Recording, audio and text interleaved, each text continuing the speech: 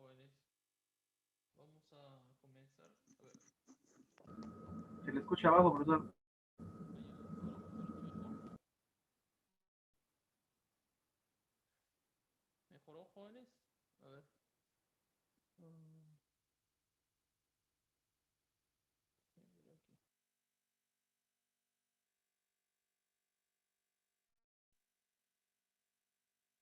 Ya, a ver, un segundo. Debe ser aquí el nivel del micrófono. Voy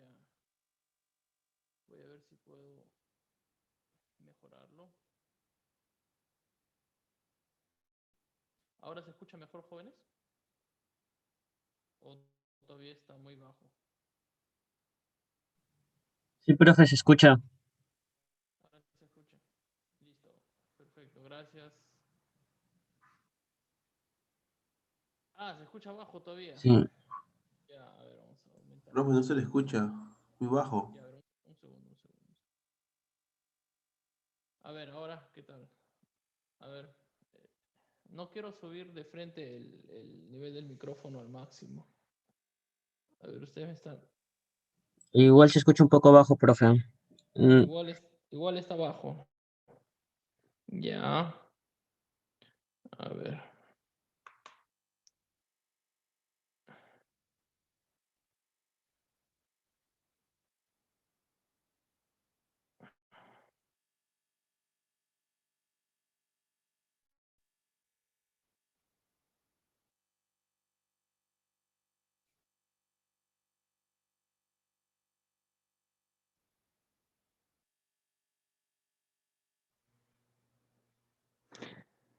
Bien, jóvenes, ¿qué tal ahora? ¿Mejora?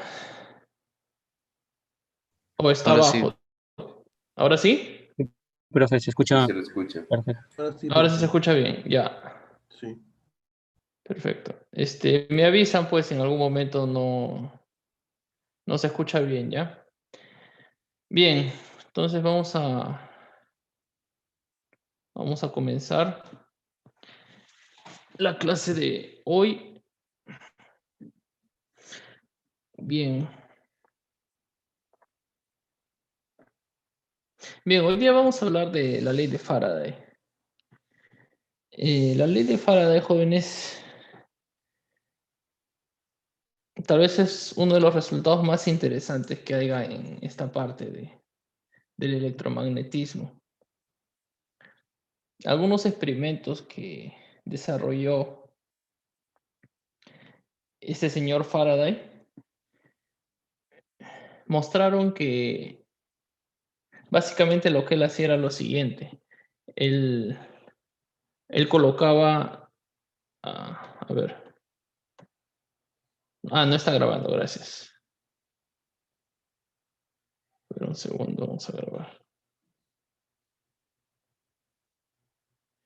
Bien, lo que hizo Faraday fue observar la aparición de una corriente eléctrica cuando en la región donde estaba una espira se tenía un campo magnético. Entonces, bueno, en principio era algo así, ¿no? Usted tenía un circuito, imagínese un circuito simple, ¿no? Aquí usted tiene... no hemos hecho solenoide, ¿no? Ya. A ver, vamos a comenzar con el solenoide, porque si no va a ser un poco difícil. Creo que no hicimos solenoide, ¿no? Ya, a ver, vamos a hacer el solenoide primero, ¿ya? En unos 20 minutos para abordar Faraday. Lo que pasa es que el solenoide lo vamos a necesitar bastante también cuando hagamos inductancia. Entonces, mejor comencemos con el solenoide. El toroide ya queda para ustedes, ya no va a haber tiempo para hacer toroide ya. Pero es importante que lo revisen.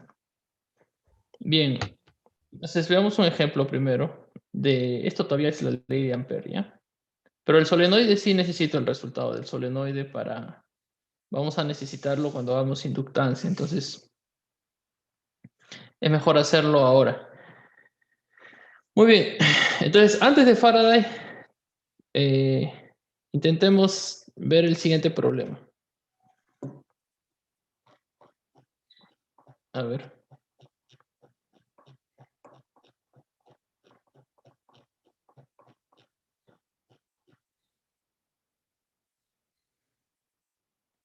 ya usted va a ver cuál es la utilidad del solenoide ahora que hagamos. El solenoide no es nada más que una corriente que esté enrollada en un cilindro, ¿no? Básicamente es eso, ¿no? Entonces, por ejemplo, considere este cilindro muy largo, ¿no? Hemos dibujado solamente una parte de él. Y alrededor de él colocamos un alambre que transporta una corriente de esta forma.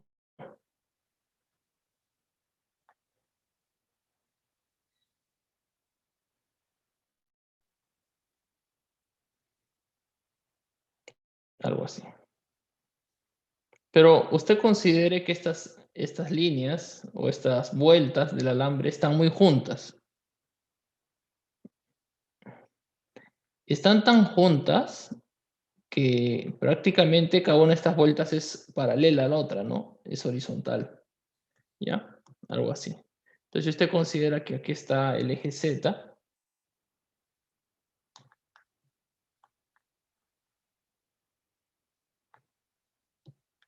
por aquí.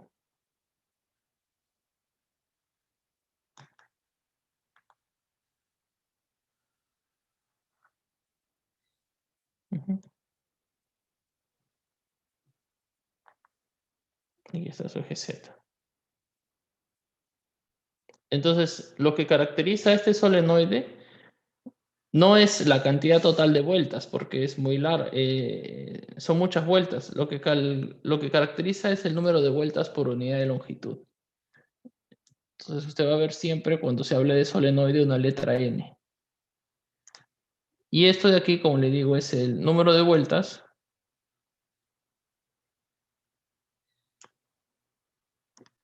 por unidad de longitud.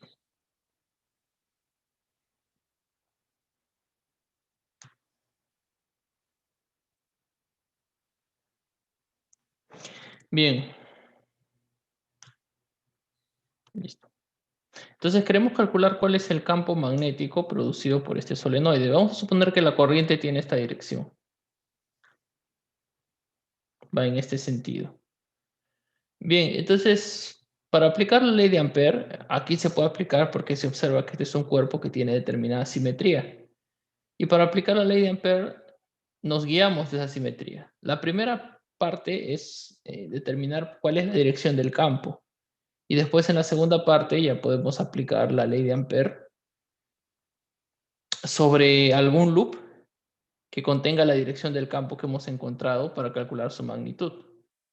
Entonces, una primera observación que se puede hacer aquí es que el campo magnético, por ejemplo, coloquémonos adentro, ¿sí? O afuera, en cualquiera de estos puntos, no tiene componente a lo largo de la dirección ρ.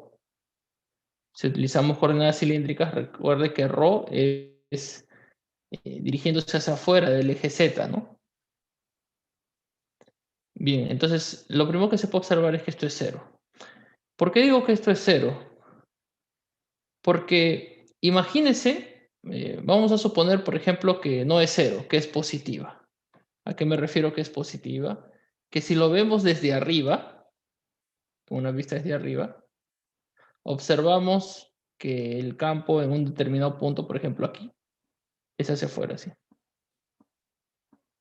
Ya, lo que estoy diciendo es que esto de aquí va a ser cero. No tiene esta dirección. Bueno, ¿por qué? Bueno, entonces como le comento, primero hay que suponer que es positiva.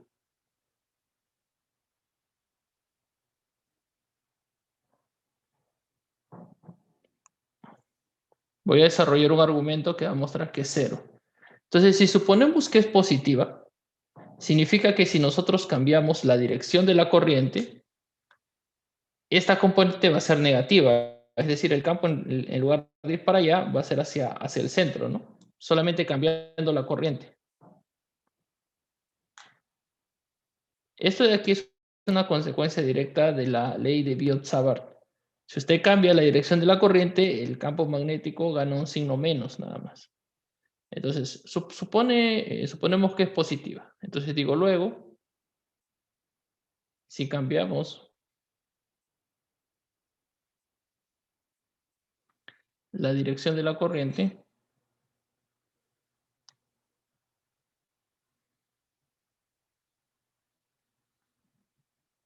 será negativa. Entonces, en la figura S negativa le he puesto ¿no? Prima. ¿Correcto? Y aquí viene el argumento. Cambiar la dirección de la corriente, no sé si usted estará de acuerdo conmigo, es lo mismo que voltear el solenoide de abajo para arriba, ¿no? Es decir, esta parte que está abajo, llevarla arriba, y la parte que está arriba, llevarla abajo, ¿no? Es lo mismo. Si nosotros hacemos eso, es como si estuviéramos cambiando la corriente. Entonces, el efecto de cambiar la corriente acaba siendo el mismo que simplemente no cambiar la corriente y voltear el solenoide. Pero si no cambiamos la corriente y volteamos el solenoide, el campo magnético no tiene por qué ir para adentro. Es simplemente como si usted primero estuviera midiendo el campo magnético y le sale hacia afuera con la corriente como está, y después usted coloca su brújula o su unidad o cualquier aparato que usted esté utilizando para medir el campo eléctrico y lo coloque cabeza abajo. Entonces, si lo coloca cabeza abajo, no tiene por qué ser esto. Tiene que continuar siendo el mismo. El campo magnético no va a cambiar porque usted lo mire diferente. Entonces, digo, si cambia la dirección de la corriente, si de hecho cambia la dirección de la corriente, la consecuencia sería que esto sea negativo. Pero cambiar la dirección de la corriente, a ver, vaya procesando esa información, pero cambiar la dirección de la corriente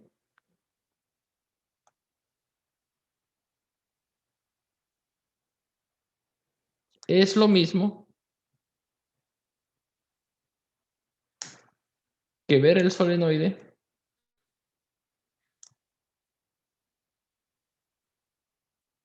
de cabeza, ¿no? De cabeza, o sea, voltear, pues, usted verlo al revés, ¿no? Y esto, ¿no? Y esto no debe cambiar la dirección del campo, ¿no?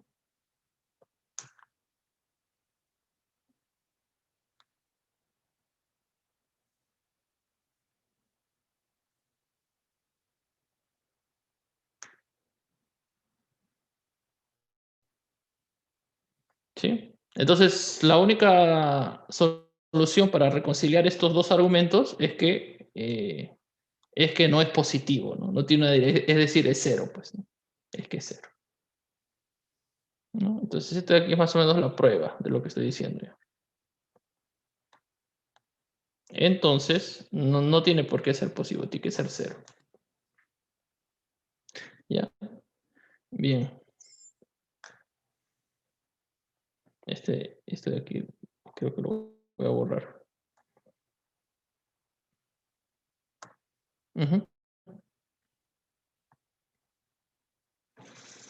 Listo, ¿se entendió eso, jóvenes? Entonces, con esto vamos mostrando que por lo menos no tiene esta dirección. Eso no es obvio, en principio. Usted va a encontrar en los libros, bueno, en algunos libros, que de frente le dicen cuál es la dirección del campo, ¿no? Pero eso tiene que seguir un razonamiento, ¿no? No es trivial, por lo menos, decir que no existe esta dirección, ¿no? Bien. Entonces ahora vamos con otra dirección. Bueno, algunos ya recordarán cuál es la dirección del campo, ¿no? En un solenoide, ¿no? Pero estamos aquí de alguna forma justificando eso que vamos a utilizar después. Entonces vamos con lo siguiente ahora. Ahora vamos con la componente circular. ¿Tendrá componente circular?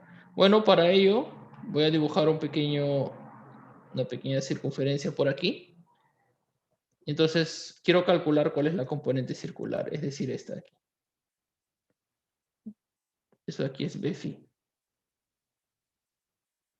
No estoy diciendo que el campo solo tiene esa dirección, sino estoy diciendo que esta es la componente que quiero calcular. Todavía puede tener una componente en Z, la única que hemos demostrado que es 0 es la componente en ρ.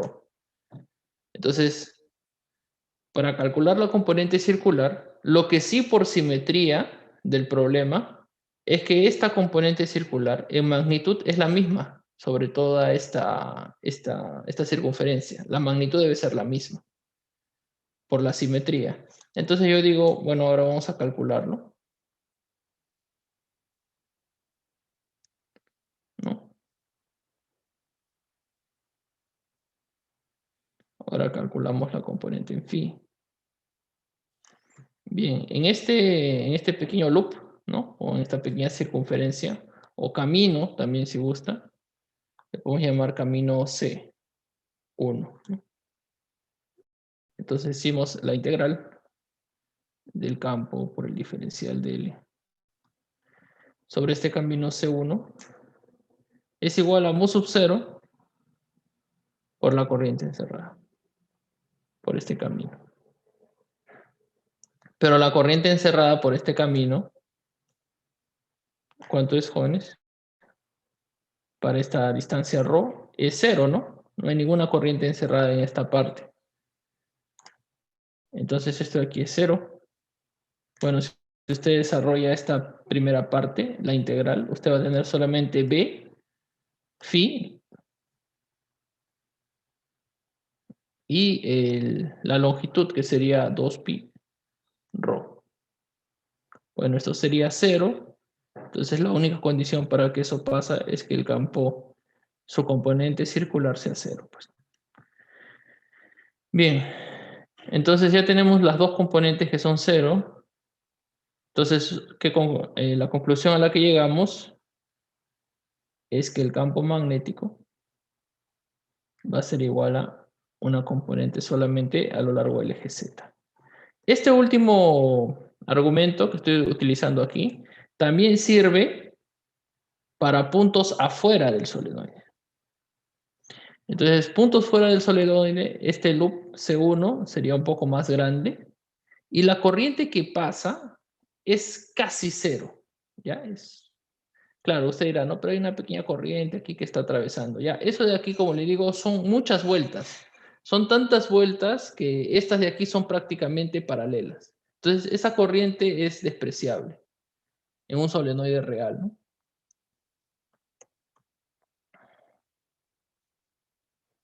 A ver, alguien me pregunta, ¿por qué el campo en ρ es 0? Ya. A ver, rápidamente repito la parte. Bueno, yo estoy diciendo que es 0. Vamos a suponer que no es, ¿no? Es como le dicen la prueba por el absurdo, ¿no? O sea, usted supone que no es lo que usted está diciendo y encuentra un absurdo.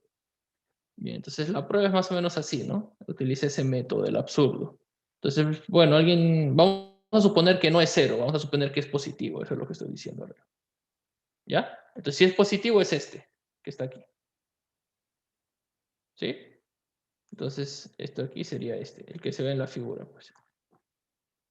Bien. Pero el argumento es el siguiente. Es esta dirección con este sentido de la corriente que está aquí. Bueno, pero si yo cambio el sentido de la corriente, o sea, ahora será dirigido para allá, ¿no? Si yo cambio el sentido de la corriente, entonces tendrá que ser para adentro ahora. Porque según la ley de Biot-Savart, si usted cambia el sentido de la corriente, cambia en un signo el diferencial de L o el vector I. Entonces ese signo hace que el campo también cambie el signo.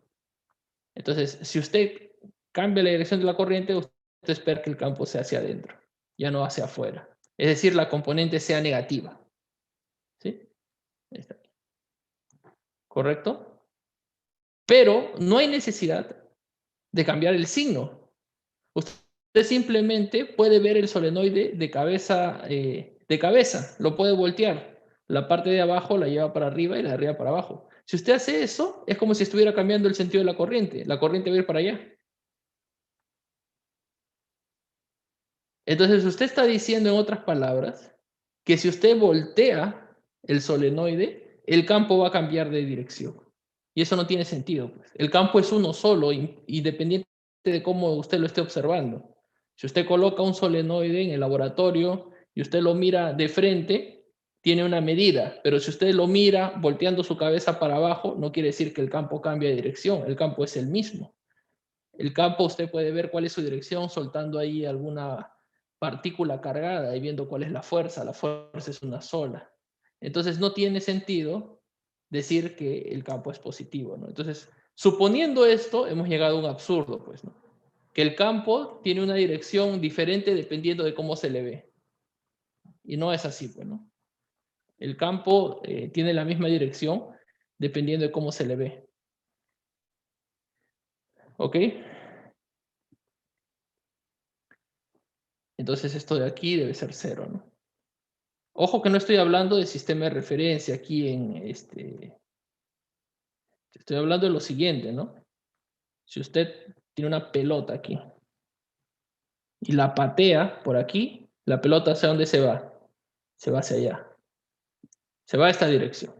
Aquí, por ejemplo, puede haber el arco, ¿no? ¿Correcto? Ahora usted está aquí observando, pues. Lo que le estoy diciendo es que si usted observa de aquí, no por observarlo de aquí, la pelota va a ir al otro sentido cuando la patea por aquí, pues. Tiene que tener la misma dirección, ¿no? La fuerza que se le aplica, ¿no? ¿Ya? O sea, esto no tiene que ver con sistema de referencia. Bien. Entonces, nos quedó que el campo solamente tiene dirección en Z, ¿no? Bueno, ahora que ya tenemos seguridad de la dirección, podemos aplicar la ley de Ampère. Entonces, construimos un camino que contenga esta dirección, pero tenemos que cerrar un loop. Entonces, como le había comentado antes, utilizamos un camino que contenga esta dirección o que sea perpendicular a esta dirección. Entonces, el camino que conviene utilizar son unos pequeños rectángulos, ¿no? Entonces, por ejemplo, voy a poner el siguiente caso. A ver, en esta figura no, porque esta figura ya está bastante llena de cosas. Lo voy a poner por aquí. Ahora vamos a ver.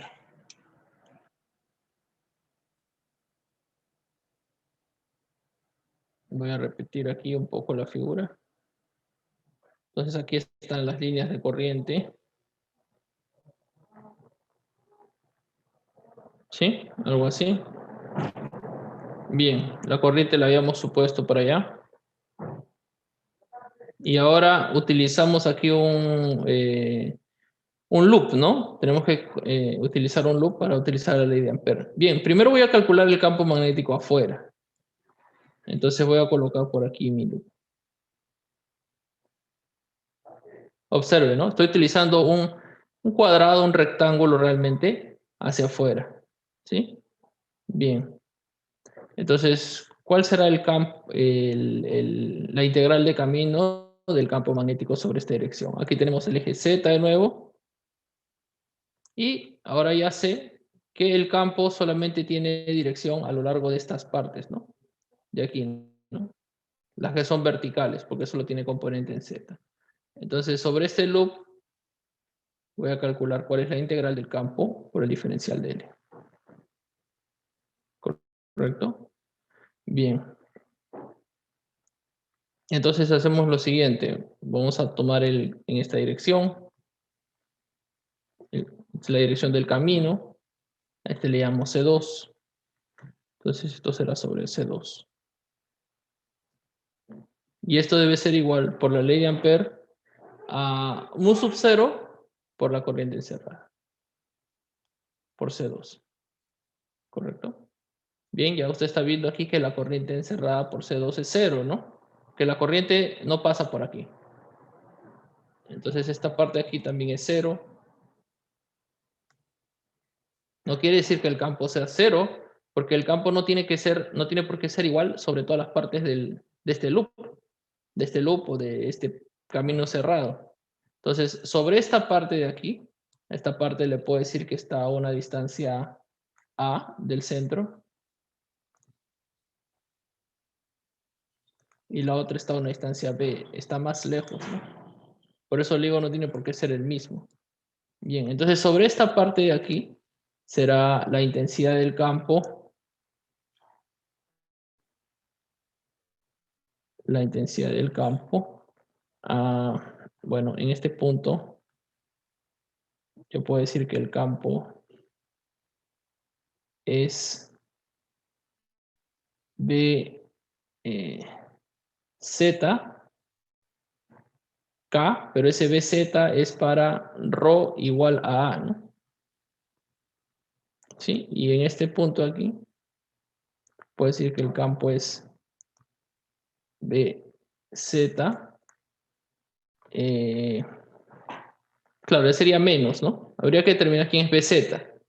Aquí sería menos, no, disculpe, el camino es menos, pero el campo es más, perdón, es más todavía. Aquí sería BZ, tiene componente Z, pero para valor de ρ igual a B. K. Listo. Entonces, bien, aquí sería, necesito la longitud, ¿no? Esto le puedo llamar L. Hasta abajo, ¿no? A ver, por aquí entonces. Bien, entonces esta integral de camino en esta parte sería campo, ¿no? Simplemente BZ en ρ igual a A por L. Y sobre esta otra parte sería menos, ¿no? Ya que el camino es opuesto, sería BZ por BZ en ρ igual a B por L. ¿Correcto? Y puedo considerar que el campo en Z, esta componente que estoy queriendo descubrir quién es, no sé quién es, pero esta componente en Z es la misma sobre todos estos puntos porque el solenoide es muy largo, ¿no? El solenoide es infinito. Bien, entonces esto aquí sería igual a ¿cuánto? A 0, ¿no? Aquí está la corriente igual a 0. Entonces, ¿qué conclusión tengo? Observe que el campo componente Z para ρ igual a debe ser igual al... Ahora, esta es una conclusión ya de la ley de Ampère, ¿no? No lo podía suponer inicialmente, pero lo estoy mostrando. Perdón. Aquí es BZ. Ya demostramos que la componente en ρ es 0. Esto sería BZ para ρ igual a B. ¿No? Entonces observe, ¿qué cosa estoy diciendo? Que la intensidad del campo en estos dos puntos es la misma. No importa cuán lejos estoy del centro del solenoide. Eso es lo que estoy mostrando aquí, ¿no? O lo que se está mostrando por la ley de Ampère. ¿De acuerdo? Ahora, esto es extraño, jóvenes, porque uno entiende que a medida que uno se aleja de la fuente que produce el campo, en este caso la corriente, el campo debe disminuir. Si yo utilizo un solenoide en un laboratorio y después me alejo mucho del laboratorio, no tengo por qué sentir el campo, ¿no? Pero aquí dice que este campo no depende, por lo menos este valor, no depende de cuán lejos o cuán cerca esté. Entonces yo inclusive puedo tomar una condición extrema, ¿no? Esto vale siempre para cualquier valor de A y para cualquier valor de B, ¿no? Entonces, este resultado que ya lo vamos viendo que es un poco extraño, es para cualquier valor de A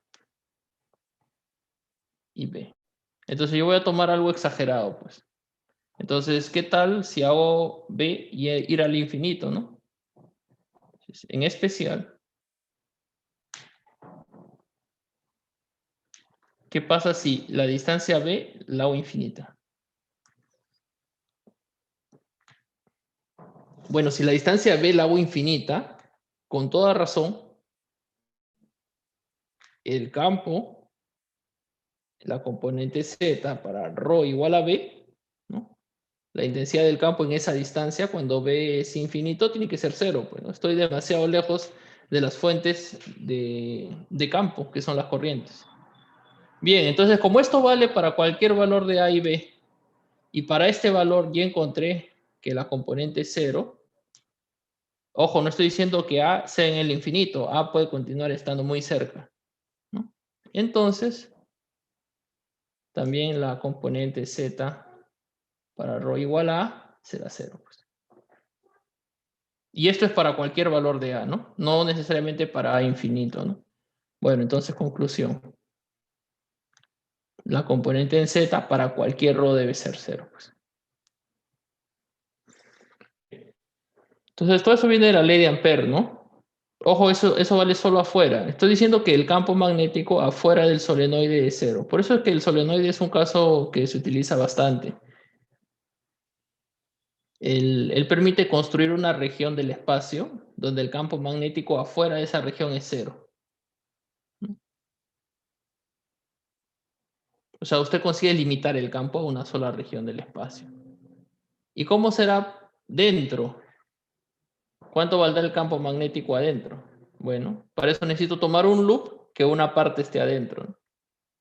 Entonces, vuelvo a repetir, o disculpe, o repito el procedimiento. Tomo aquí una espira de nuevo. Un solenoide. ¿No? A ver.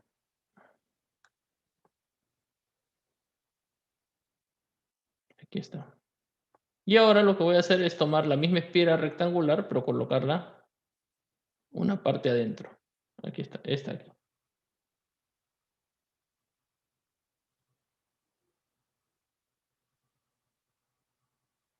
Algo así. Entonces de nuevo aquí está el eje Z. Aquí está la corriente. Y ahora sobre este camino, que es un camino igual que el de arriba, la única diferencia... A ver, la única diferencia es que una parte está dentro. ¿No? Entonces, para este camino que lo puedo llamar C3. Entonces, en este camino puedo aplicar la ley de Ampère, la integral del campo diferencial de L sobre C3 es igual a mu sub 0 por la corriente encerrada en C3. Bien, de nuevo, aquí observe, afuera ya sé que el campo es 0 en esta región. Acabo de mostrarlo ahorita. Entonces solamente me va a quedar el campo sobre este camino de aquí, sobre esta parte vertical, ¿no? Porque sobre la parte horizontal yo sé que el campo es perpendicular al diferencial de camino, por lo tanto el producto escalar es 0. Entonces solamente voy a tener... puedo decir que esto está a una distancia del centro, a ver, a una distancia ρ en general. ¿Sí? Esta parte aquí está a una distancia ρ. Entonces puedo decir el campo, ¿no? A un valor ρ, disculpe, el campo, la componente del campo Z, ¿no? Ya demostré que la componente en ρ es 0, pero eso no significa que no depende de ρ, ¿no? Simplemente significa que no tiene esa dirección, pero la componente Z, entonces a esta distancia ρ, por la longitud, a esto le llamo L, por L, es igual a la corriente encerrada. Ahora la corriente encerrada sí la puedo determinar, ¿no, jóvenes?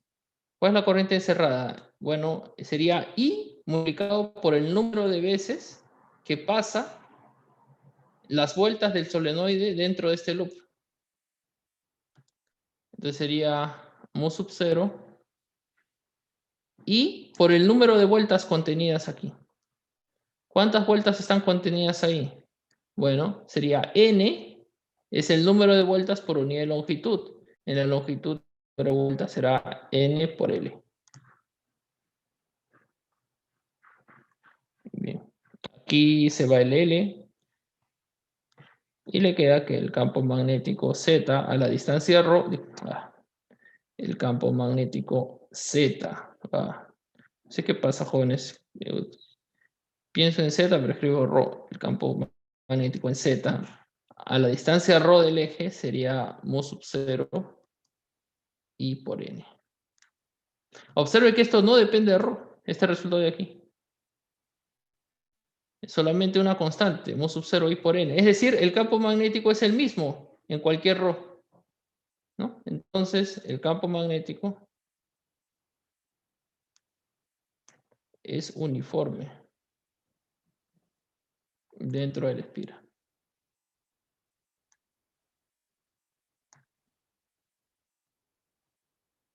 ¿No? El campo magnético es uniforme dentro de la espira.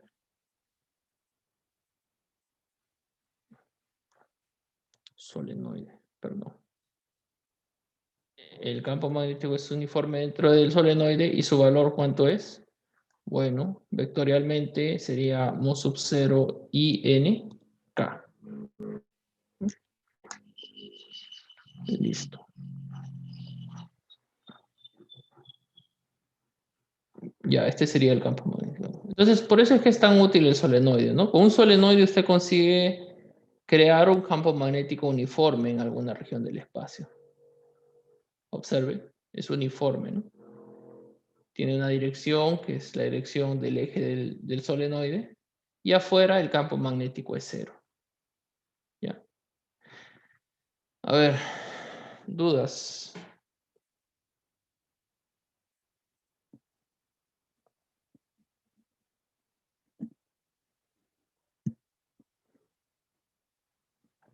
Ya, solamente un comentario. Hemos dicho que esto es 0. ¿Qué significa que esto es 0? Que el campo magnético en un punto del espacio no tiene esta dirección. Esto es rojo. No tiene esta dirección. Pero puede depender del valor de ρ. ¿En qué sentido? No tiene esta dirección, pero, por ejemplo, tiene la dirección z. Ya esta distancia es así, y mientras más cerca es más grande en principio, por ejemplo. Puedo suponer esto, ¿no? Entonces, que yo diga que esto es 0, no significa que el resto de componentes, por ejemplo, el z que estoy utilizando, no depende de ρ. ¿Sí? Depende de ρ.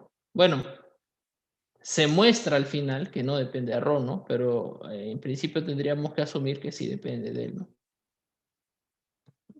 Este es solo un comentario porque puede ser confuso, ¿no? Que he demostrado al principio que el campo magnético no tiene componente en ρ y después estoy poniendo la dependencia en ρ, ¿no? Debido a esto. Bien. Bien, bueno, ese es el solenoide, ¿no? Ahora podemos entrar a la ley de Faraday. La idea es la siguiente, jóvenes.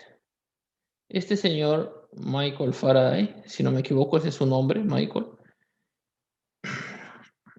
Él hizo una serie de experimentos. Esto fue más o menos en 1830, por ahí. En el que él descubrió unas cosas muy interesantes. Entonces, primero les comento rápidamente más o menos qué es lo que hizo, ¿no? Entonces usted tiene aquí una batería.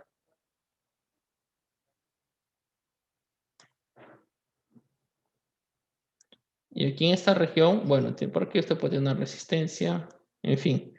En una región, él construyó aquí el solenoide, pues. ¿No? Es ese solenoide que estoy mostrando arriba.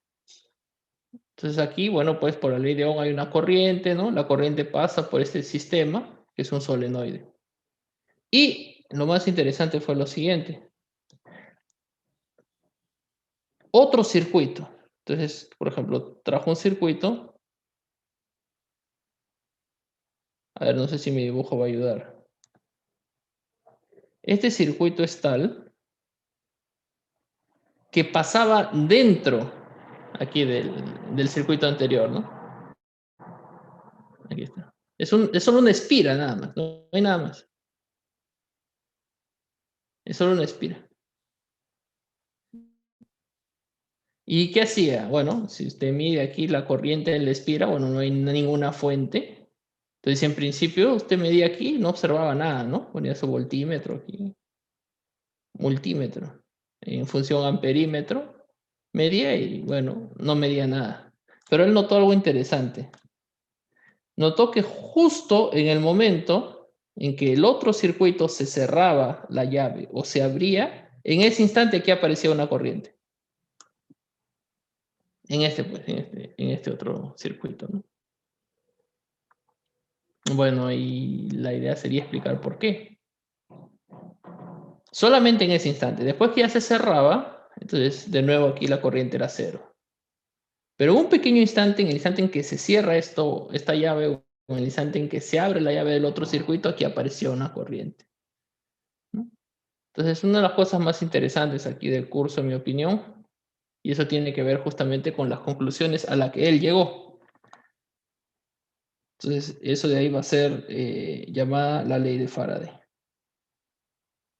Bien, este tipo de comportamientos ya se habían observado primero, a ver, aquí acabamos esta parte, utilizando otro tipo de arreglos experimentales. Entonces, por ejemplo, se tomaba una espira, esto le vamos a llamar el experimento 1.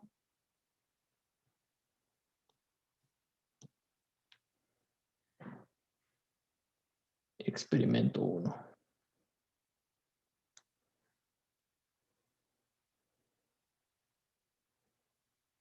Entonces, usted tomaba una espira, por facilidad la vamos a poner rectangular, para que los cálculos sean más rápidos, ¿ya? Entonces, esto es una espira rectangular.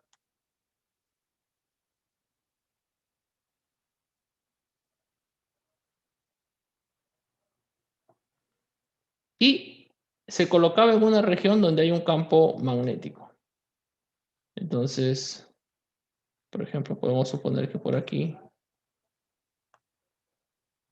por ejemplo, podemos suponer que esta parte está dentro de un campo magnético uniforme. Entonces, en esta región hay un B uniforme. Y en esta región, bueno, no hay campo, ¿no? B igual a 0. ¿Correcto? Entonces, por ejemplo, podemos suponer que este B uniforme es entrando a la pizarra.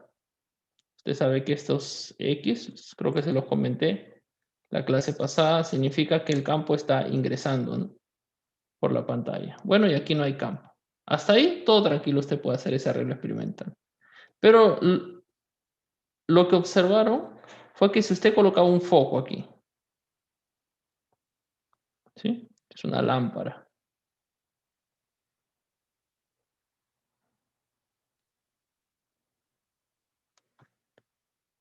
Bueno, inicialmente no pasaba nada, la lámpara estaba apagada. Pero si usted hacía lo siguiente, si usted movía esa espira, por ejemplo, hacia la derecha, con una determinada velocidad, entonces usted mostraba que el foco se prendía. Observe que aquí no hay ninguna batería en la espira. Solamente está esta resistencia, pues, que es la lámpara, ¿no? Entonces la pregunta era, ¿por qué se prende la lámpara? Eso es lo que se quería explicar. Bueno, aquí había todavía una explicación sin necesidad de recurrir a una ley diferente. Entonces, por ejemplo, en este caso, usted puede entender que la lámpara se mueve, disculpe, se prende, porque se genera aquí una FEN. ¿Qué es una FEN? Usted va a ver en algunos libros, en lugar de batería, se le coloca FEN. Bueno, esta FEN también se escribe como una letra E así. ¿Y qué es esto? Esto básicamente es el trabajo por unidad de carga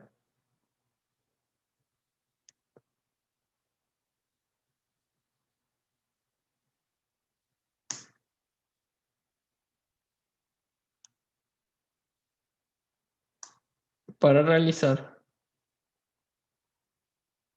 el loop, o para que una carga, ¿no?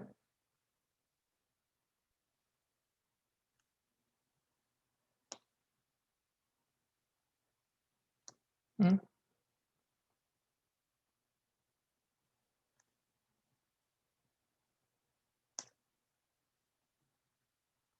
Claro, si usted quiere que una carga empiece a fluir sobre este alambre o sobre cualquier tipo de espira, usted necesita que alguien haga un trabajo. Usualmente nosotros teníamos que quien hacía el trabajo era una batería, ¿no? Colocábamos una batería y bueno, esta batería hacía el trabajo de mover las cargas, por lo menos de un lado para otro. Sobre estas placas se generaba un campo eléctrico que movía el resto de cargas. Bueno, eso es una FEM, por ejemplo.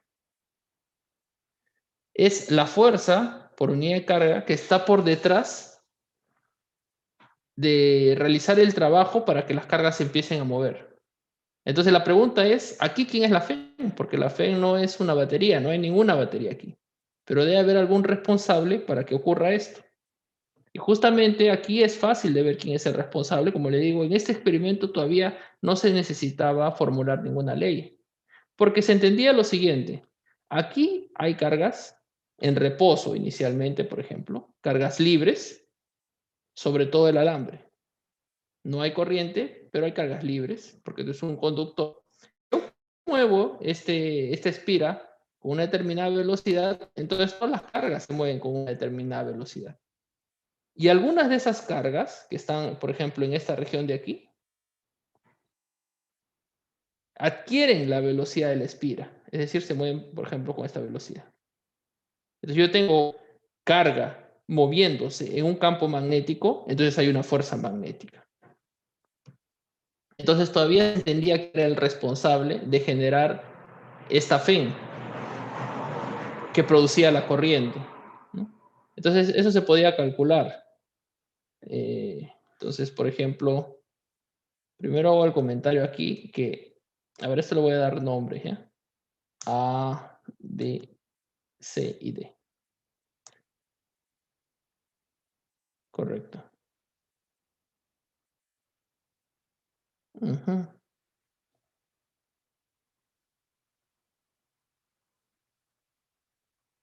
Listo. Entonces observe aquí. Sobre el lado AB, al moverse esta espiga, ¿no es cierto?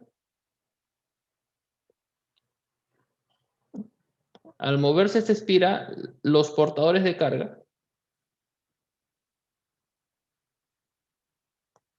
sobre el lado B, los portadores de carga.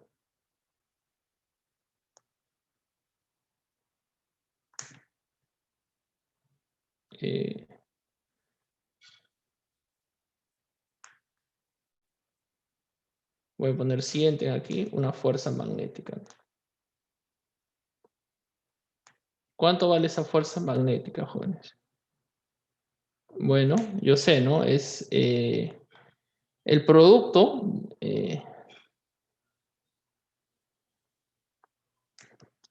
Recuerde esta ecuación, ¿no? La fuerza magnética es la velocidad por la carga, disculpe, la carga, por la velocidad por el campo, ¿no?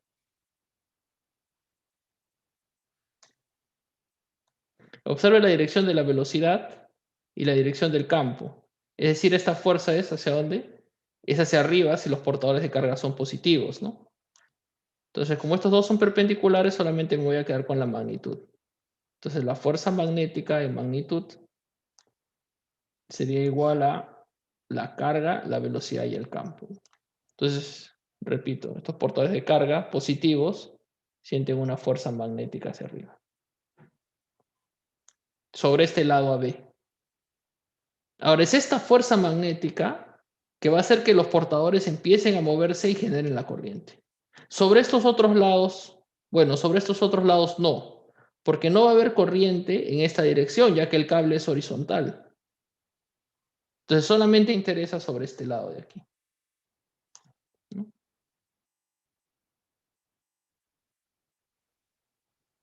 Entonces, para calcular el trabajo, se necesita también desplazamiento, no es solamente la fuerza. Entonces, como le repito, sobre estos lados hay fuerza, pero no hay trabajo, ya que no hay desplazamiento de cargas en esta dirección. El cable es horizontal.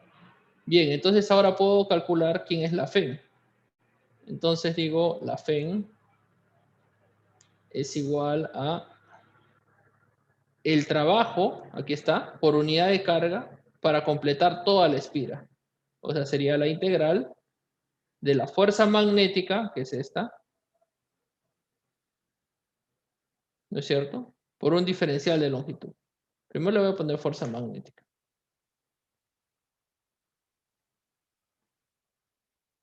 ¿Sí? Esa es la única fuerza, pues no hay otra fuerza, jóvenes. No hay batería en este caso. Bien, entonces, ¿quién es esto? Bueno, pero es por unidad de carga, ¿no? Entonces, por unidad de carga sería 1 sobre Q. Bien. Entonces, si usted calcula este trabajo, bueno, en este caso sería la fuerza magnética sobre el lado AB, es uniforme, vale todo esto por unidad de carga, es solamente la velocidad por el campo. Y la longitud, ¿no? Esta longitud le podemos dar algún valor, por ejemplo. A este le podemos llamar H. ¿Sí? Entonces será velocidad campo por H. Esta será la fin. Entonces, ya determiné la fin, entonces ya sé quién es el responsable. Por otro lado,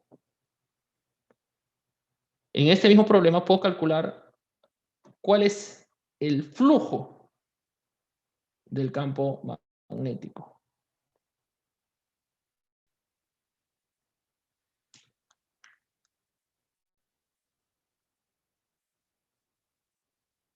El flujo del campo magnético, al igual que el flujo del campo eléctrico, se define de esta forma, sobre la superficie, ¿no? Sobre una superficie S.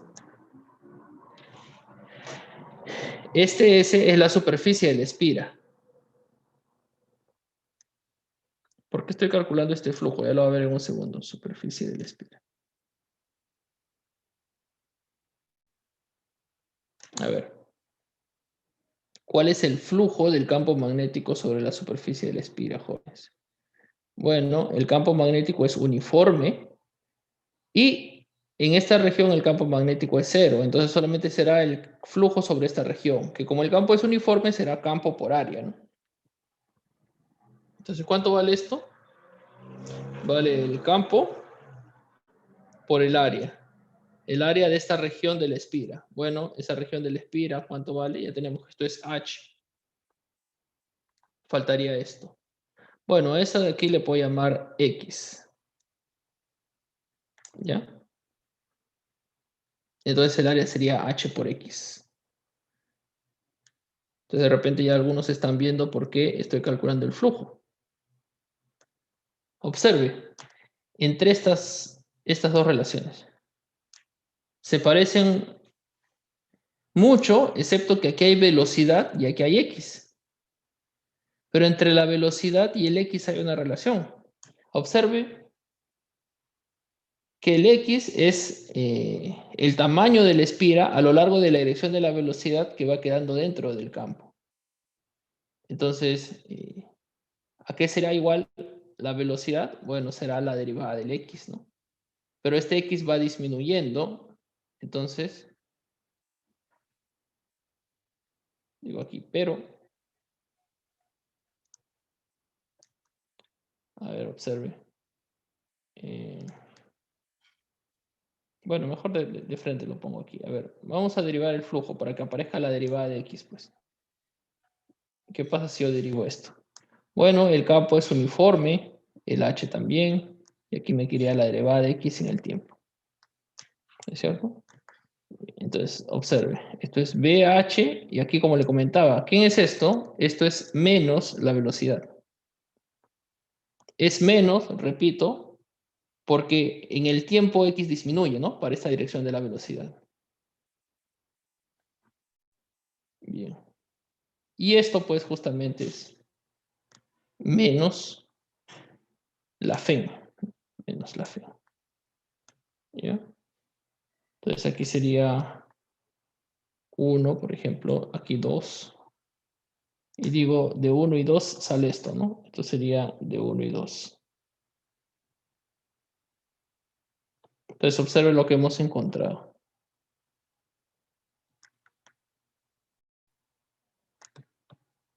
Hemos encontrado que la FEN que aparece en el circuito es menos la variación del flujo con respecto al tiempo.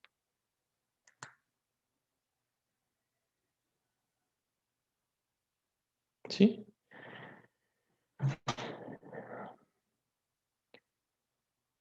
Entonces, ya hay una explicación por qué se prende el foco. Entonces, la explicación es, si alguien se preguntaba, ¿por qué se prende la lámpara si aquí no hay ninguna batería?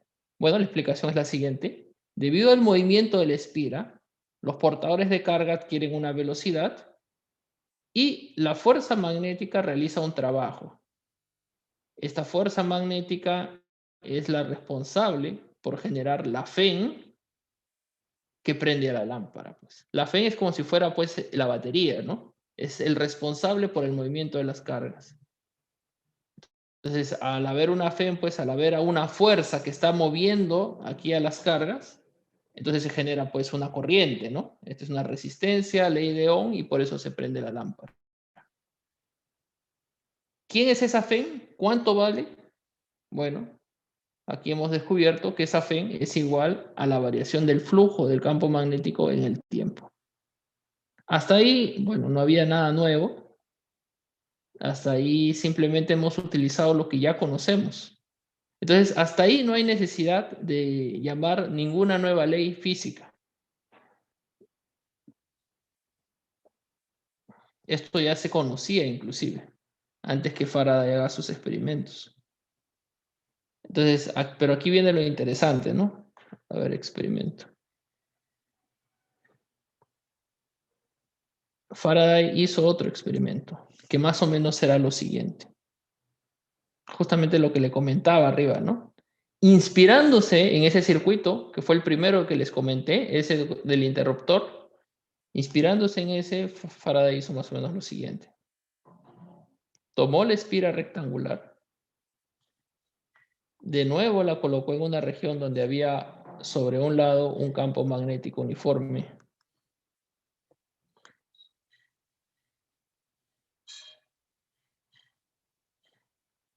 Y sobre el otro lado un campo cero. Entonces vamos a suponer lo mismo. Colocó la lámpara también. Pero ahora se le ocurrió hacer la siguiente maniobra. La velocidad de la espira la mantuvo en cero. Es decir, la espira no se movía.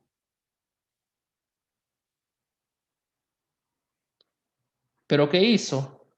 Bueno, si la espira no se mueve, aquí observó que no se prendía el foco. Bueno, era de esperarse. Pero él hizo lo siguiente. Al campo magnético, que es uniforme, uniforme, jóvenes, significa que el campo magnético es el mismo en todos los lugares. No significa que sea el mismo en todo instante de tiempo. El campo puede cambiar en el tiempo, pero si cambia, cambia igual en todos los puntos, de tal forma que el campo en un instante de tiempo es el mismo en cualquier lugar. Entonces, a este campo que es uniforme, hizo que su intensidad empiece a cambiar.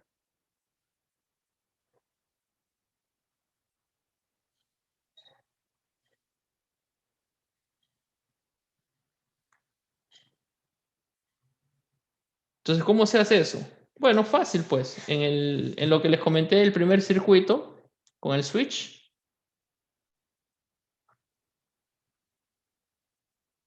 Si usted cierra esto de aquí, en el momento en que lo cierra, se genera una corriente. Entonces, esa corriente hace que aquí se genere un campo. Antes de cerrarlo, el campo era cero. Ahora el campo es diferente, es cero. O sea, el campo está cambiando en el tiempo. Solo en ese instante, ¿no? En el instante que se cierra. Después que ya se cerró, el campo se mantiene en este valor. Después usted puede abrir de nuevo la llave y el campo ahora se va a hacer ¿cuánto? Se va a hacer cero. Entonces en ese instante hay un cambio violento. En ese instante el campo pasa de ser cero a tomar un valor diferente de cero. Entonces hay un cambio. Entonces es una forma como usted puede lograr que el campo varíe en el tiempo, ¿no? Otra forma también puede ser que la corriente que pasa por un solenoide también dependa del tiempo, ¿no? Entonces también tiene un campo magnético variable. Entonces la intensidad varía, pero no varía en el espacio, sino en t, en el tiempo. Bien. Entonces él hizo esta experiencia y ¿qué cosa es lo que mostró? Bueno, que el foco se prendía. Entonces ahora la pregunta es, ¿quién es el responsable por la FEN? ¿Quién es el responsable por mover a las cargas de tal forma que se genere la corriente? Está claro que no es el campo magnético, porque la fuerza magnética, en este caso, es cero. Porque la velocidad de todos es cero. La espira no se mueve. Si la pira no se mueve, entonces los portadores de carga tampoco se mueven. Entonces, el responsable no es la fuerza magnética. Tampoco es una batería, no hay batería. Entonces, esto de aquí era una cosa nueva, ¿no? Lo anterior no era una cosa nueva, pero esto sí era una cosa nueva que no sabía, que no se podía explicar, ¿no? Algo sí se puede decir. Bueno, ese es más o menos el razonamiento de Faraday, ¿no? Bueno, no puede ser la fuerza magnética.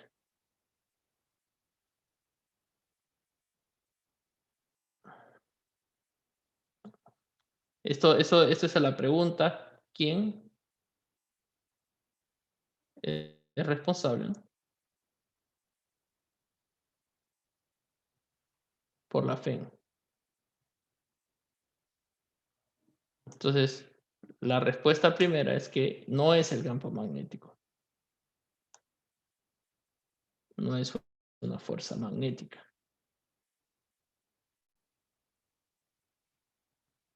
Ya que la velocidad es cero, pues no. ¿Sí? Eso está claro.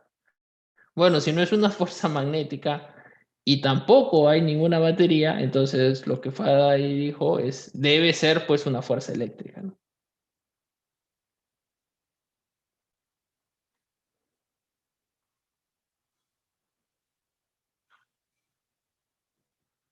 Ahora, esto es interesante, porque hasta este momento nosotros solamente hemos visto que la fuerza eléctrica, bueno, es decir, debido a un campo eléctrico, ¿no?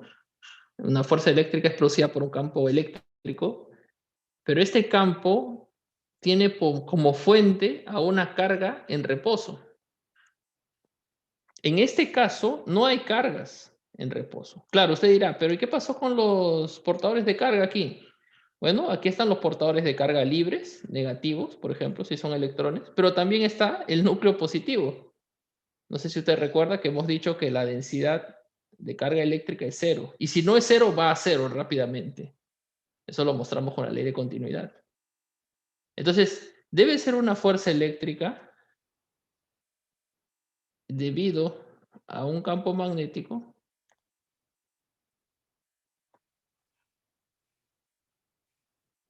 Pero ¿quién es el origen del campo magnético?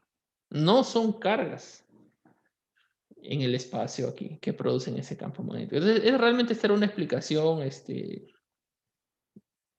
que, bueno, hoy en día todo el mundo dice, no, sí, bueno, no hay problema, pero en realidad no es una explicación fácil de dar, ¿no? Hasta ese momento solamente se conocía que el campo eléctrico era debido a cargas. Entonces Faraday propone algo diferente. Entonces, según Faraday, él dice que hay otra fuente de campos eléctricos. Disculpe, aquí es campo eléctrico, jóvenes. Campo eléctrico. Hay otra fuente de campos eléctricos, ¿no? Entonces, ¿quién es esa otra fuente? Justamente esto. Entonces, él dice campos magnéticos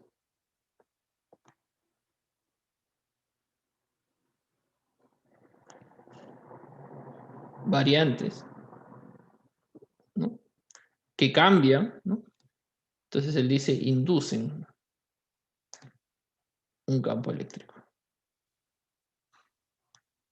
Esa es su propuesta, pues. Entonces, hay otra fuente del campo eléctrico, ¿no? Y esa otra fuente es debido a campos magnéticos que varían. Y entonces, esto de aquí debe ser lo que produce la fin. Entonces,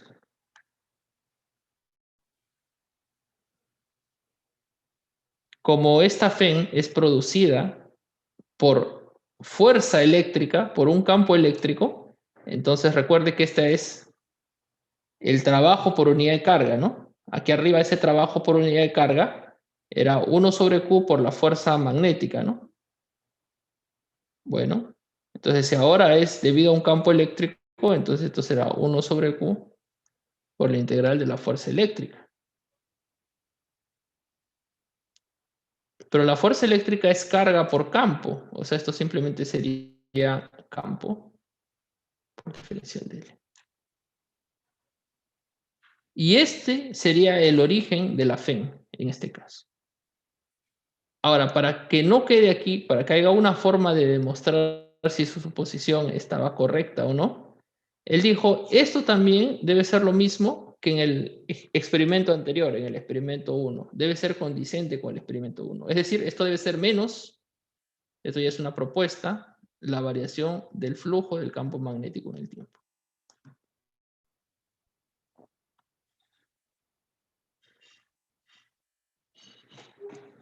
Y esta, pues, es la que se le llama la ley de Faraday.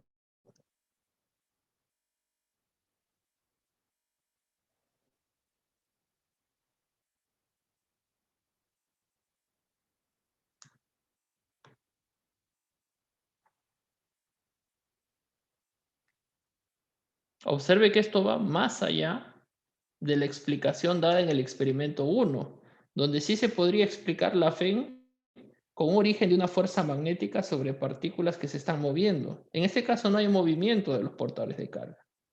Entonces, esto es una descubierta nueva, esto es algo diferente. Y esto se puede escribir de una forma más interesante. A ver, esto tiene que completar el loop. Disculpe, aquí me olvidé. La FEN es la fuerza por unidad de carga para completar el loop. Para completar el loop es el camino cerrado. Bien, entonces aquí hay otra forma más interesante de colocar esto. Observe.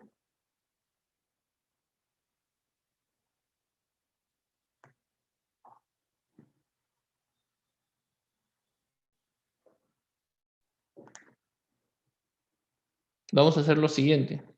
Aquí puedo aplicar el teorema de Stokes y convertir esta integral que está sobre un camino, es cerrada, en una integral sobre una superficie. Por el teorema de Stokes, esto es el rotacional del campo eléctrico.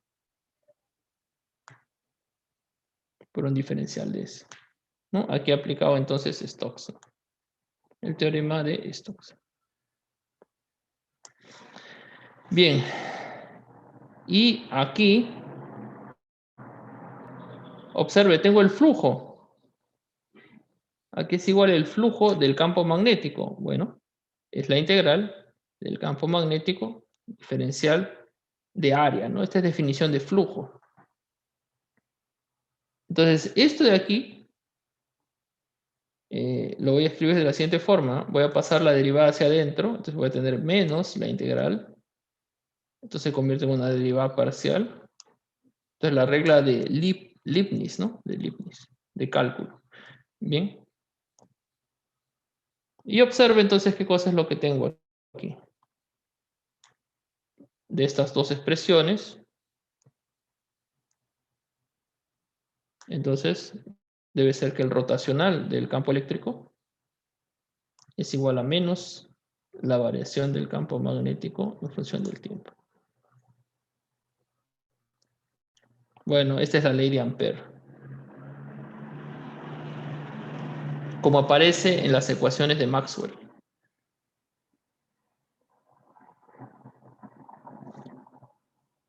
Alguien que es observador y que está recordando lo que hemos hecho en electrostática. Ah, ya, justamente ahí veo, ¿no? Disculpe, recién estoy viendo el chat, ¿ya? No sé por qué no se me... Uy, disculpe, mire, varias preguntas. Me preguntan, la línea amarilla era un cable. No, la línea amarilla solamente era una región que separa una región donde hay campo magnético y en otra región no hay. Esa era una pregunta. Otras me preguntan, las variaciones de flujo no generaban corriente inducida. Las variaciones de flujo no generaban corriente inducida. Ya, eso lo que está diciendo justamente es lo que estamos diciendo ahorita, ¿no? Claro, pero claro, eso de ahí es esto de aquí, ¿no? Esta es la forma de repente más conocida de la ley de Faraday, ¿no? Y, a ver, y la última pregunta que me hacen, ¿el flujo del campo magnético no era cero? Perfecto, esa pregunta es perfecta. Justamente a eso quería llegar. Entonces, claro, por eso decía, ¿no? La pregunta natural aquí es, pero nosotros habíamos mostrado que esto era cero.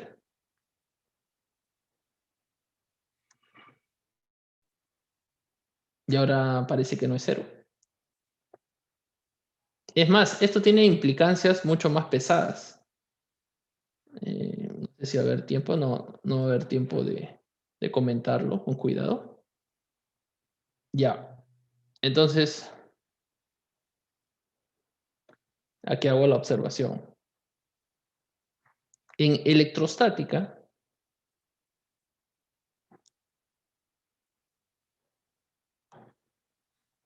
esto de aquí es 0. Y lo mostramos claramente, ¿no? Lo demostramos.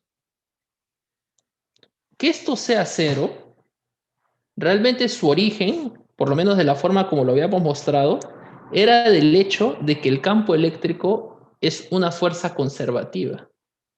Pero recuerde qué campo eléctrico. Este es el campo eléctrico debido a cargas, a distribuciones de cargas, ¿no? Esa es electrostática, ¿no? Entonces debido a una carga Q, por ejemplo, una distribución de carga. Bien, esto ya no es electrostática. Entonces, esto es lo que se conoce como electrodinámica. Y el origen del campo eléctrico aquí no son cargas, repito, no son distribuciones de cargas, sino el origen, justamente aquí se ve, pues, esta es una de las ecuaciones de Maxwell. El origen del campo eléctrico es un campo magnético que cambia en el tiempo. Entonces aquí se cumple esto. Obviamente en electrostática, ¿cuánto es el campo magnético en electrostática? Bueno, electrostática, pues, ¿no? Entonces el campo magnético es 0, lo consideramos, ¿no? Estamos trabajando solo con electrostática. Entonces si es 0, aquí usted deriva, ¿no? Entonces 0 y llega a esto, ¿no? Este es un caso especial de la electrodinámica, en realidad, la electrostática, ¿no? Recuerda que en electrostática habíamos dicho, ¿no? No vamos a considerar el movimiento de las cargas que pueden generar campos magnéticos. Entonces, en ese caso, el campo magnético era 0, pues. Pero esto es mucho más general. Ya, y esto tiene unas implicancias que...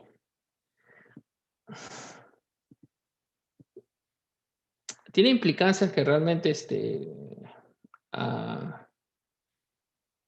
¿cómo lo puedo decir? O sea, usted observe algunos fenómenos que usted lo ve y no lo cree, ¿no? Si es que usted no está, digamos, digamos, si es que usted no ha tenido familiaridad con esto, ¿no?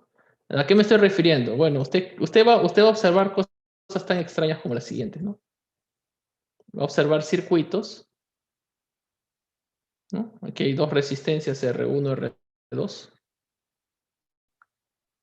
Y la corriente, aquí no hay batería, la corriente aquí se genera debido a, digamos, un campo magnético aquí, que cambia en el tiempo. Entonces se genera una corriente inducida. ¿Sí?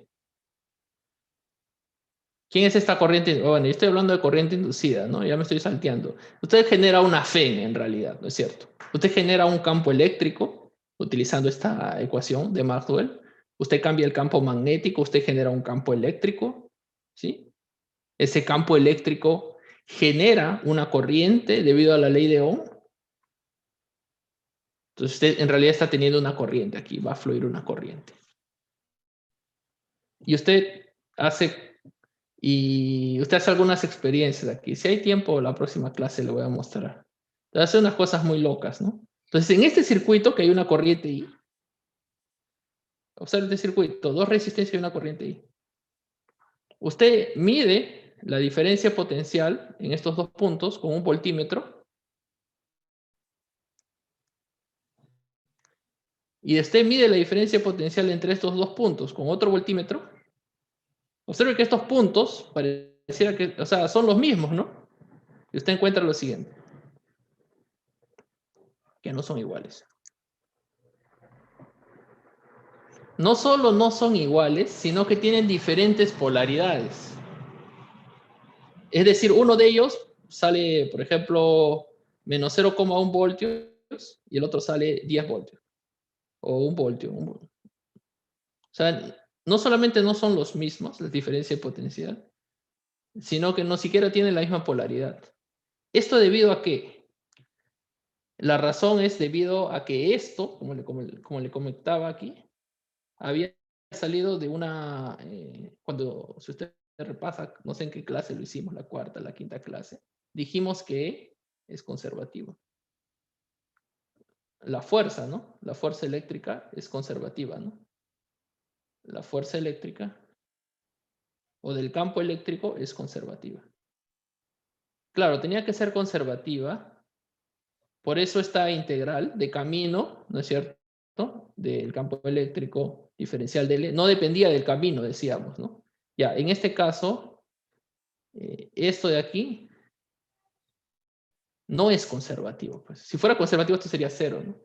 Entonces realmente depende del camino para que usted encuentre cuál es la diferencia de potencial, ¿no? Entonces el potencial no es el mismo, pues, jóvenes, ¿no? Entonces, bueno, como le digo, ¿no? Estas son cosas que si usted las ve así, como le digo, ¿no? Si usted no tiene familiaridad con esto y yo le digo esto, pues usted no me va a creer, ¿no? Podemos hacer una experiencia, ¿no? La próxima clase ahora ya no va a haber tiempo. Y esto se puede mostrar, ¿no? A ver, déjame ver el chat. Por eso le comento que, en mi opinión, estas son una de las cosas más interesantes del curso, ¿no? Este tipo de cosas. Ya, entonces voy a borrar esto. Esto es...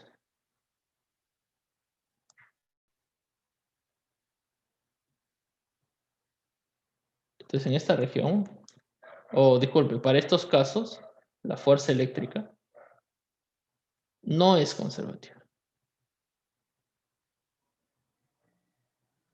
No es conservativa. Bien.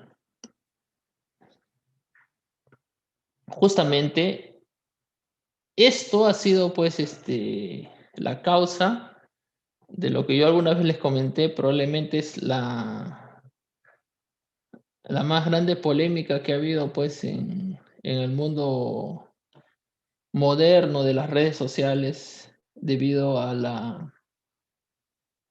al electromagnetismo, ¿no? En el electromagnetismo, ¿no? Que ha sido, pues,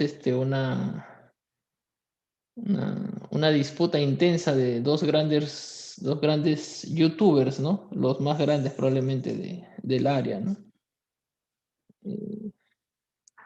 Y hasta ahora no se ponen de acuerdo, ¿eh? Hasta ahora usted ve algunos, justo el otro día, de ayer estaba viendo a ver en qué quedó esa historia y hasta ahora no se ponen de acuerdo. El profesor Walter Lewin, famosísimo profesor, de repente es considerado el profesor más famoso de toda la historia, ¿no? De física, ¿no?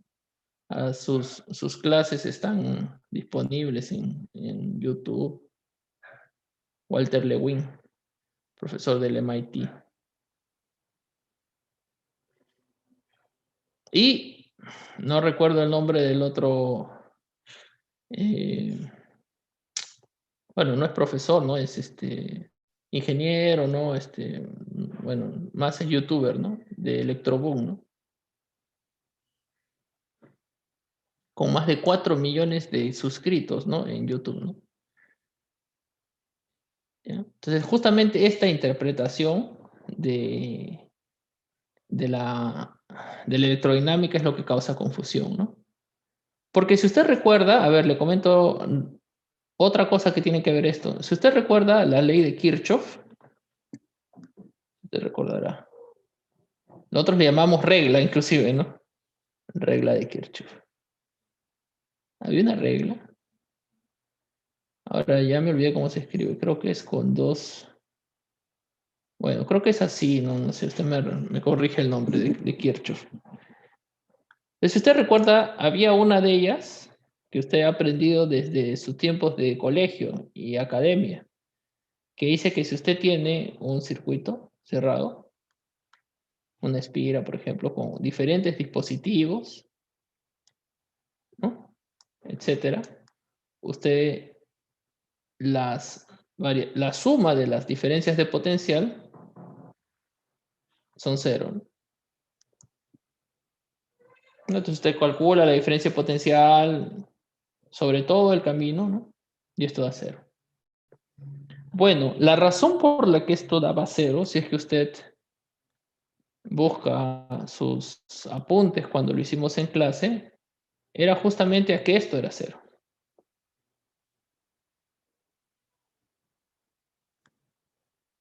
Como esto es 0 y la diferencia de potencial es menos estas integrales, sobre todo un cambio, entonces esto salía 0. Pues. Este era el origen de esta regla de Kirchhoff, ¿no? Y aquí nosotros lo mostramos. Pero en este caso, o sea, en el caso en el que yo tenga un circuito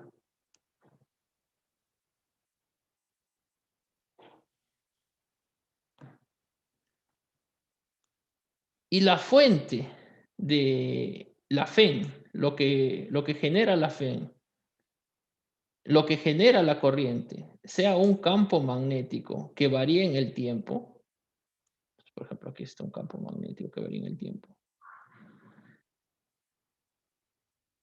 ¿no es cierto? Si eso es lo que genera la FEN, entonces esto aquí ya no es 0, pues.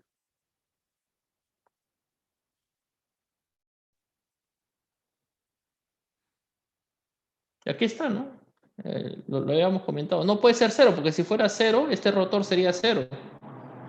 Esto de aquí no es 0. Por el contrario, esto justamente es el origen de la FEN. Esto es la FEN. ¿Y la FEN quién es? Menos la derivada del flujo magnético en el tiempo. O sea, no es 0, pues, ¿no? O sea, es esto.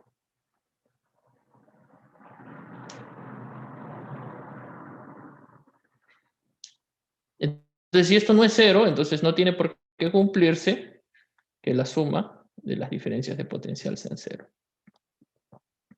Esto va a salir diferente de 0, ¿no? Y ahí está el origen del problema, ¿no? Bueno, el problema para ellos, ¿no? Uno dice que en inglés le dicen ley, ¿no? Law. Le dicen KVL. Es Kirchhoff Voltage Law. La ley del voltaje Kirchhoff. A esa le llaman esta de aquí, ¿no? Esta de aquí. Entonces uno dice que esta de aquí no se cumple siempre, ¿no? No se cumple. Es un caso especial nada más. Y el señor de aquí dice que sí, siempre se cumple. ¿No? No es tan trivial como parece, porque usted pensará, bueno, está claro que no se cumple, ¿no? Hay algunas explicaciones que dan que me parece que son plausibles también del señor de aquí. En fin, pero para usted debe ser, si usted no lo sabía, curioso, por lo menos, que exista circuitos donde no se cumple esto, pues, la ley de Kirchhoff. O por lo menos la ley de Kirchhoff formulada de esta forma. Todo va a depender de cómo se formule, ¿no? La ley o la regla de Kirchhoff, en fin. Bien. Veo que hay algunos comentarios ahí. Sorprende que siga vivo después de tanto electrocutarse. Ah, sí, pues no. Bueno, algunos lo critican, yo no lo critico, ¿eh? Al señor aquí de Electrobon. A mí me parece que conoce bastante el tema, ¿no? Siempre que he visto sus videos, a mí me han parecido súper interesantes, ¿no? Y bueno, pues algunos dicen que no tiene por qué estar electrocutándose, pero por ejemplo el profesor Lewin también siempre aparecía en sus clases pues con unas camisas así medio chistosas, ¿no? Con un huevo, así, ¿no? O sea, no tiene nada que ver, ¿no? O sea, hacer un poco de diversión, no me parece que le quita, ¿no? El contenido que muestra. Pero bueno, esto aquí lo podemos ver de repente ya en la próxima clase. Ya. Bien. Bueno, yo creo que por hoy lo voy a dejar ahí. Piensen esto, estas son, dijéralo, ¿no? Porque son, de repente cosas que al principio pueden un poco chocar, ¿no? este tipo de situaciones.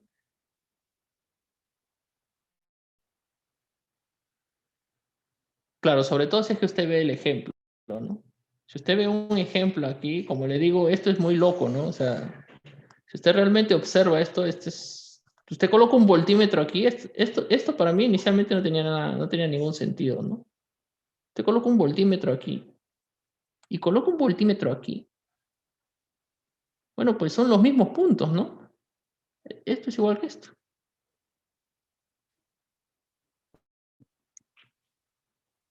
Bueno, usted encuentra lo que le he dicho, ¿no? En este tipo de circuitos, ¿no?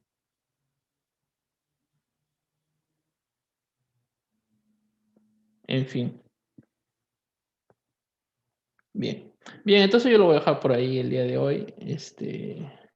Estamos acabando la ley de Kirchhoff. La próxima clase voy a hacer algunos ejemplos y hasta ahí pues sería la práctica calificada. Voy a hacer algunos ejemplos y voy a colocar también la ley de Lenz. Bueno, la ley de Lenz es simplemente un comentario para determinar cuál es la dirección de la corriente.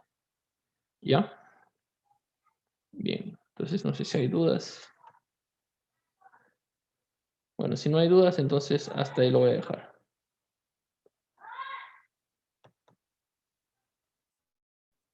Sí, dígame. Sí, se los voy a pasar ahorita. Y ya ese es el último laboratorio que les voy a dar, por lo menos que yo les voy a dar la guía, ¿no? El último laboratorio, pues como estaba determinado ya hace tiempo, ¿no? Y también el sílabus, es un laboratorio que ustedes proponen. De eso conversamos después. Que va a venir en la PC, me dicen, hasta lo que hagamos el lunes, ¿no? Hasta lo que hagamos el lunes. Probablemente algunos ejemplos de este tema y de la ley de Lenz. ¿Sí? Bien. ¿Y viene desde cuándo, joder? Ya ni sé. ¿Qué hemos hecho después del parcial? Circuitos, RC, creo.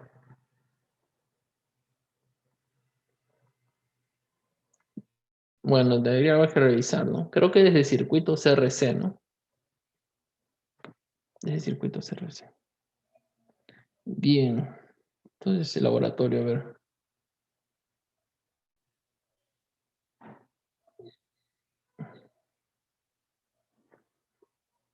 Ah, no hicimos ejemplos de RC, ¿no? Mm,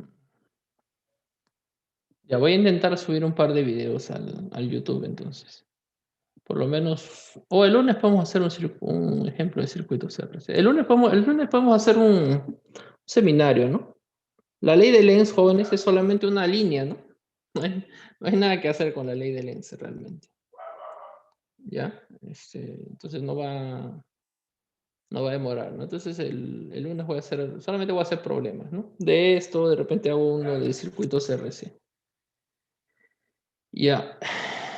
A ver, jóvenes, el laboratorio 6.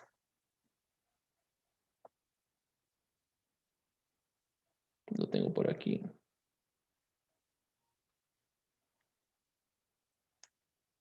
Ya, el laboratorio 6, jóvenes, se los voy a dar, está en inglés, ¿ya? En inglés porque estaba pensando hacer una guía, pero después encontré esta guía que me pareció más interesante de los que la han hecho aquí. Bueno, usted ya le pasa el Google Translate o alguna cosa.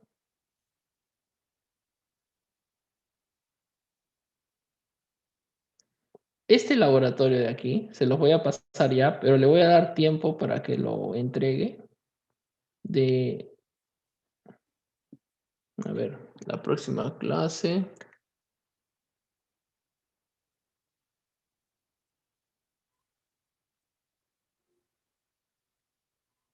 para que lo entregue hasta una semana después del parcial. O sea, hoy día estamos 5.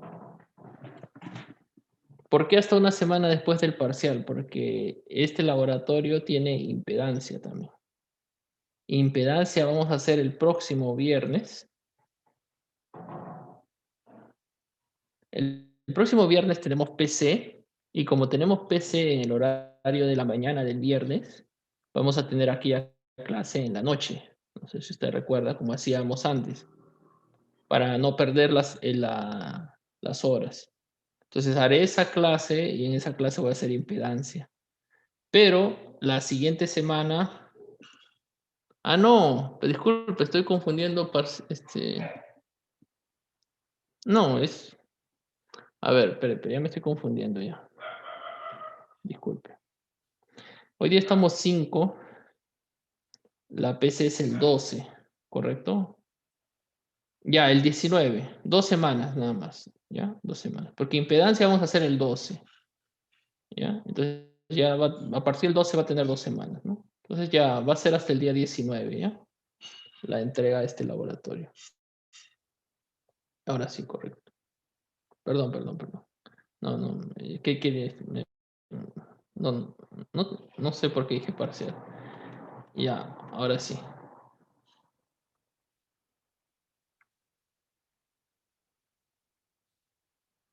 Ya.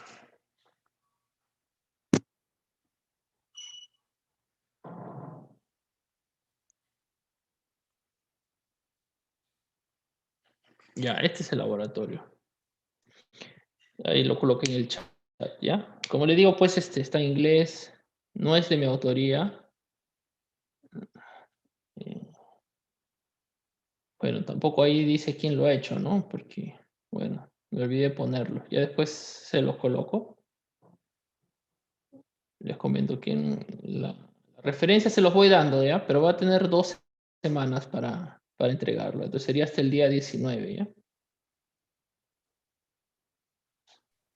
Profesor, Sí, dígame. a una duda, ¿ya tiene también las notas de los laboratorios 3 y 4? No. Y le comento más o menos, ¿por qué no?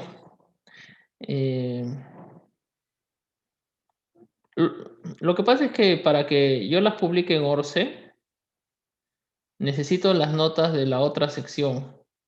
Porque ustedes saben que en realidad en ORCE solamente hay una sección, ¿no? No hay dos.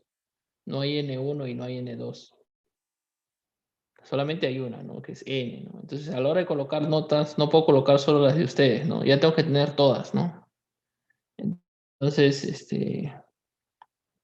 tan pronto el otro profesor me envíe sus notas, yo publico, ¿no? Bueno, al correo es muy complicado, ¿no? Al correo tendría que estar enviándole pues a cada uno, ¿no? O sea, su nota. No me gusta enviar pues, las notas de todos, ¿no? Públicamente, ¿no? Pero, no, los laboratorios no están siempre, bueno, normalmente usted sabe, ¿no? Cuáles son las notas, ¿no? O sea, entre 12, 17, ¿no? Más o menos se mantiene en esa región, ¿no? Ya, entonces tan pronto el otro profesor me pase las notas, ya yo lo coloco todo. Bien. Entonces, bueno, ahí les mandé el laboratorio, espero que todos lo tengan. Como le comento, vamos a tener 2 semanas para entregarlo, ¿ya? O sea, hasta el día 19. No le recomiendo que usted espere hasta el final para ir preparando el laboratorio que usted tiene que proponer, ¿no? El laboratorio que usted tiene que proponer es simple, ¿no? O sea, usted ve de lo que se está desarrollando en clase, qué tema le parece interesante, ¿no? Y, por ejemplo, puedo utilizar las herramientas de PET también, ¿no? De ese simulador. De repente puedo utilizar otras. El ciclo pasado, entiendo, se ha utilizado ¿cómo se llama? Multisim. Multisim es otro software para hacer laboratorios virtuales. Puedo utilizar también Multisim. Yo preferí no utilizar el Multisim, pero puedo utilizar de un tema que le parezca interesante, hacer Un laboratorio más o menos con lo que se están proponiendo, ¿no? Bien. ¿Desde dónde viene la PC? Me parece que viene desde el circuito CRC. ¿Ya? Bien. Bien, jóvenes, entonces yo lo dejo por ahí y bueno, pues ya nos estamos viendo el día lunes, ¿sí? Bueno, chao, chao con todos. Ujú. Chao, chao.